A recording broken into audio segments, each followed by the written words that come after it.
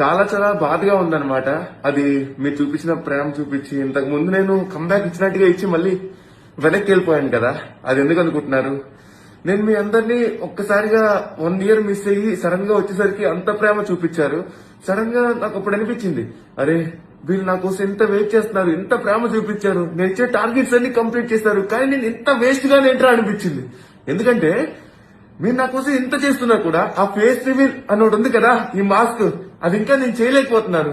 నాలో ధైర్యం లేదన్నా, నాలో ధైర్యం లేదు. నేను చేద్దామని ఎప్పటి నుంచో అనుకుంటున్నాను, బట్ నాలో ధైర్యం లేదన్నా.